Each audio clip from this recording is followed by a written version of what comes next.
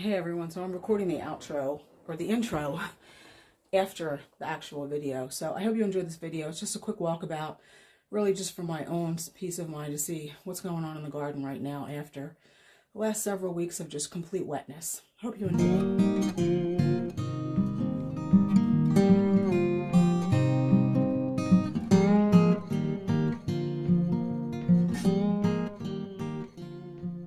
Hey everyone, I haven't even filmed an intro to this video because I just wanted to get out between rain. It was drizzling a little bit overnight and earlier this morning, and it finally stopped. I thought, oh my gosh, I haven't been outside to film in so long because of the weather between the rain and the snow, that I thought, okay, it stopped. Let's get out, take a look at a couple of things. Just trying to figure out why this blue arrow juniper looks crooked, and to be quite honest with you, it feels a little loose in the ground. So I'm not happy about.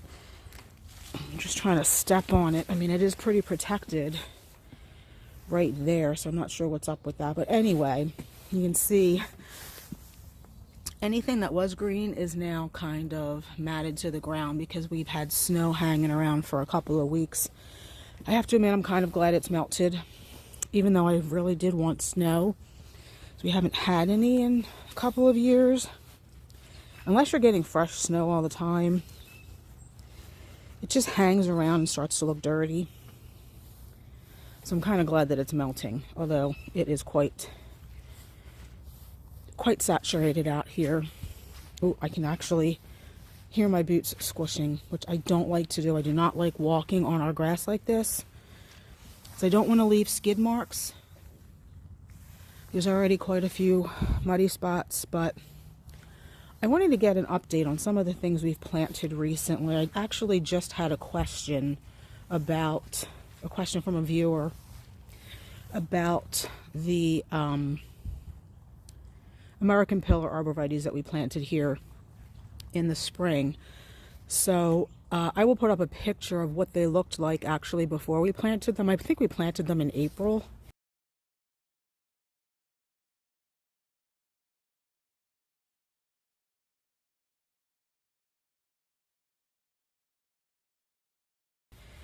And what you can see now, I would say they've definitely filled in. I mean, they looked like upside down lollipops when we first planted them, meaning they were a little bit full at the bottom and then like just one single stick to the top. Top was about 4 feet tall, maybe one or two pushing 4.5 feet tall. Now they are full from bottom to almost the tip, and they're definitely 6 feet tall. So in the first season, 2.5 feet of growth up, and probably from about the midsection up, so about right there up, definitely filled in from like what they look like at the top there. That was down here. So, you know, they've put on a lot of branching from the middle to, I'd say, 3/4 of the way up. So I expect this season, which is going to be a full growing season, they're going to even put on more growth. They are 3 feet on center. The viewer also asked that. I feel like maybe, although I don't know, they're getting big now and I don't want to set them back. I feel like maybe they should have been spaced maybe 3.5 feet. We have so much to tackle in the spring. I'm not sure that respacing arborvitae and setting them back is really something that I want to do. But we have quite a bit of room here. Now this arborvitae, what that means is there will be more room for this arborvitae to grow out this way. And then we have the Tokyo Tower fringe tree, which will get about 6 feet wide, although that's going to take quite a while. So, not sure. Respacing something we planted for a specific reason is really what I want to spend my spring doing, since we have so many other things to do. The Forever Goldies, now these are not a new planting last year, but they're over, I want to say they were probably 3.5 to 4 feet tall when we planted them, and those are, I'm 5'2", they're probably 5'5", 5'6". So not nearly as quick growing, but they're still filling in, which I'm happy about. Gonna see if I can easily get to the other side of the house. Wow, you can see how much standing water we have here between the snow melt and the saturated ground, which is why I really don't like walking here. I do not want to leave skid marks. This tends to be the absolute wettest part of our yard because there really isn't anywhere for the water to go. If it doesn't get captured by the French drain, then it just stands. So I'm just taking my time. I can see a lot of standing water here, which has always been an issue for us, which is why we put these pavers down here so that we could actually step off our deck and not compact the soil. But I don't know. It is what it is. You know, I'm trying to get over here to the other side. Oh my gosh, it's a mess. Our lights are out of the ground. So I didn't expect much growth on these American pillar. This is a Thuya Thin Man, which is another type of American pillar arb. We planted those, gosh, when was that? October, November? So they're just holding on, which I'm glad about. We have not had to water them, which is a good thing because we've had so much precipitation. Because you should water, even in the winter, if your ground doesn't freeze, you should water newly planted evergreens until the ground freezes. The ground probably froze for about a week and now it's not frozen anymore, but the ground is sufficiently saturated enough that I don't have to worry about it. I expect that these will grow. I think because these are another form of full speed hedge, that these will put on probably about 2 feet of growth this year, like the other ones did. At least I hope so. This is the 5th one, which was already a little bit smaller and thinner, which is why I didn't buy it in the first place. Those 4 we bought, and I think we went back just a few days later for this one. But it's doing fine. I mean, it is bronzing, but they do change color. All arborvitae change colors a little bit in the winter. The tips are not brown. If the tips were brown, then I would be worried, but the tips are not brown, so I'm not worried. You can see the rain garden has water in it, and there's actually water flowing into it. I don't know if that's showing up on camera. Right there, you can see that little bit of movement. And I can actually see water flowing into the drain as well, which is good because that will help drain it. I just hope we don't get any heavy rain. But I also wanted to come out here to look at how much room we have here. So I know in a previous video when we planted the American pillars over here, we discussed coming in the spring and creating beds around these shrubs, and that I have a lot of plants that I need to move from that bed up there. And it's always hard when you're kind of looking back at old videos or looking out the window and trying to see how much room do I have. Because we want to move some of those grasses, the pennisetum grasses from in that bed, the baptisia, and maybe the Alabama Jubilee daylilies down here. And I think if we take the bed out far enough, when I zoomed in, that looks a little funky. Yes. So I think if we take the bed out far enough, I think if we start about here and just come out several feet all the way to meet up with this other bed where the purple pillar roses of Sharon are, we will probably encompass our propane tank because we don't want to have to mow kind of around it. We just want to have to come out here and mow. Otherwise, if we only say put the bed here, that creates a funky angle to get the mower into. So if we come out pretty wide, I think we'll actually have a lot of room for a lot of plants that are up there. And I'm thinking even, gosh, I hate always having to move plants, but that's what happens. You plant stuff and then you have to create gardens around them. I mean, it happens a lot anyway. Some things just have to be moved. But I think maybe if we move the 2 American pillar Thuya Thin Man out, like this one, and that one at the end, if we move them out, right now they're planted kind of in an arc, but if we move them out and they're just straight, and if we match up the line of this one on the end with where that last Rose of Sharon is, so that would push this one back and that would push that one back on the end, we'll actually have a little bit more room in the front to put some things, because in my video just recently I talked about putting some Itea in front of the Thuyas. There really is not a lot of room. Now I don't want to have to move the two in the middle back, but you know, we might. If we have to fit some plants in here, both new and existing plants, we might have to move some or all of these Thuyas back. Because as they grow, the area in front is not going to be shaded out because the sun comes from where I'm standing in the spring and summer, comes over the front of the, or over the side of the house here and lights up this side of our yard. Believe it or not, is one of the few places that gets full sun. So anything we plant in front of those Thuya will definitely get enough sun.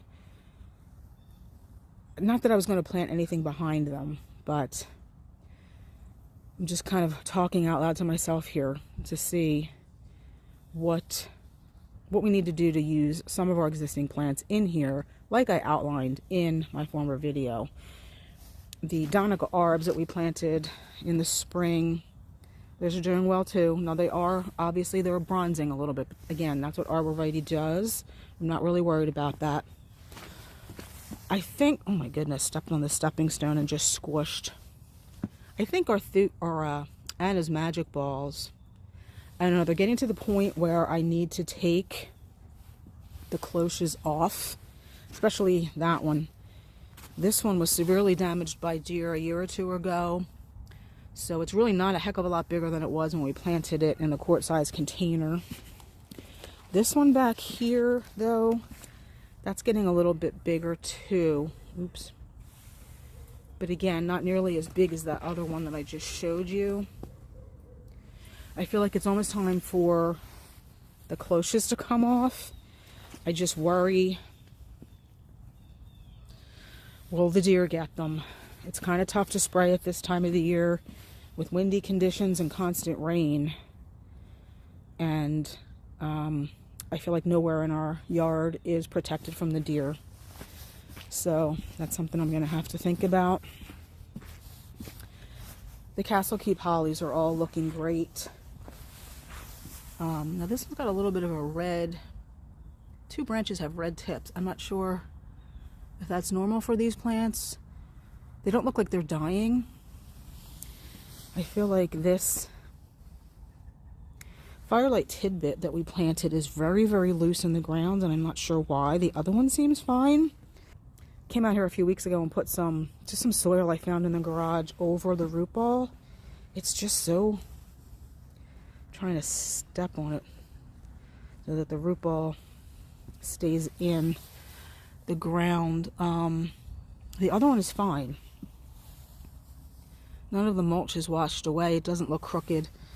They both look the same, so I'm not sure it's anything I need to worry about, but I don't like that this side right here where you see my foot seems higher, like it's lifted out of the ground. But anyway, the plant itself looks okay, so I'm not too worried about that. It's been so wet out here. Oh dear. I wonder if we're going to lose our yarrow, because there's a lot of standing water there. You can see that the snow has melted. I'm not sure if something's been digging there, but yarrow does not like it wet. And unfortunately, I feel like our Pennsylvania climate is becoming wetter and wetter. Now here, I don't know if anyone has watched my last video of texture in the garden. These are the steeper grasses that I mentioned in that video. And they're alive. Now they've been covered in snow for weeks. We've had some really sub-freezing temperatures consistently over the last couple of weeks, and they seem to be fine. This is the oldest one, which has never really gotten as big as I'd like it to get. You can see some standing water in our dry creek bed down here as well. It is definitely saturated out here. What that means is that it's just going to be harder in the spring for us to get started. If the ground stays this saturated, it's going to be hard. I want to say the winter spring of 2020, late winter spring 2020 through 2023 were very warm and dry, which meant we could get out here early and start doing what we needed to do. I have a feeling that this year is not going to be like that. We have a lot to do, so I don't know. I'm not worried about it, but it's something I think about because we do like to get out here early and get things transplanted that need to be transplanted. So we'll see how that goes. We have more standing water up here. But I don't know about you guys. We've had daffodils and hyacinths popping out of the ground for weeks. The pansies don't look like they did too well. Something has eaten my pumpkin spice heucherella, and I have a feeling it's the rabbit I've seen living around here in the last week or so. Hopefully they do okay because I really like them, and I want to get them out of that pot this year and transplant them somewhere. But there are some more daffodils. Some more daffodils back there. Some more here. Some more here. That's been happening in the last couple of years. Now, I only started planting bulbs, I don't know, 4 years ago, so I don't have a lot of experience with bulbs, but is that normal for daffodil bulbs to be popping? And like I said, I noticed that about 2 weeks ago. That would have been early January. Let me know if in the comments that's something that any of you colder zone folks notice. I have a feeling we're going to have to lose this poor tree. Not happy about it. It is a really pretty white birch in the landscape, but we have it treated, but the people who treat it misdiagnosed it for the first couple of years and did not treat it properly, and now I feel like it's gone. And I'm not real happy about that, paying somebody to do their job and they do it wrong. So let's see, what else have we planted up here? The castle wall holly, which we planted again probably midsummer. It is only here in a holding place until we transplant it. It's got buds on it though. See those little buds in there? Still have some berries hanging on the hollies, which is nice. I'm going to take a look at our pinpoint blue and gold fall cypresses because they don't like it wet. We planted them high. They look okay. So I'm happy about that. The winterberry, very heavy gold still have some berries too. I'm trying to think, what else did we plant?